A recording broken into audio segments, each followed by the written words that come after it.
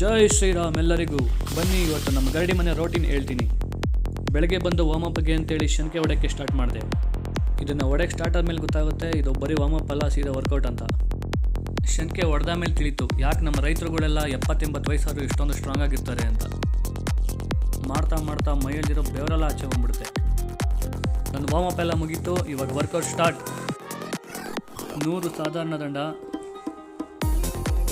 100 ಮಿಶ್ರ ದಂಡ ಹೊಡೆದೆ. ಶಂಕೆ ಹೊಡಿಬೇಕಾಗಿದ್ದು ಬ್ಯಾಕ್ ಪೇನ್ ಎಲ್ಲ ಇಲ್ಲೇ ಹೊಂಟೋಯ್ತು, ಯಾಕಂದರೆ ಮಿಶ್ರ ದಂಡ ಚೆನ್ನಾಗಿ ಬ್ಯಾಕಿಗೆ ಫೋಕಸ್ ಆಗುತ್ತೆ. ಈಗ ದಂಡ ಬೈಟಾಕ್ 100 ಎದ್ದು ಬಿದ್ದು ಹೊಡೆದೆ. ಲೆಗ್ ಪಂಪ್ ಆಗೋಕ್ಕೆ ಒಳ್ಳೆ ವರ್ಕೌಟ್. ಹನುಮಾನ್ ದಂಡ 100 ಹೊಡೆದೆ. ಬೆನ್ನಲ್ಲಿ ಬ್ಯಾಕ್ ಪೇನ್ ಇಲ್ದಂಗೆ ಹೊಂಟೋಗುತ್ತೆ ಹೊಡೆದ್ರೆ. ದಂಡ ಹೊಡೆದು ಸುಸ್ತಾಗಿರೋ ಟೈಮಲ್ಲಿ ಮುದುಗೋರು ಎತ್ಕೊಂಡು ವರ್ಕೌಟ್ ಮಾಡೋಕ್ಕೆ ಸ್ಟಾರ್ಟ್ ಮಾಡಿದೆ. ಇದು ಕೂಡ 100 ಸೆಟ್ ಎರಡು ಕೈಗೂ ಮಾಡಿದೆ, ಬಲಗಡೆ ಎಡಗಡೆ.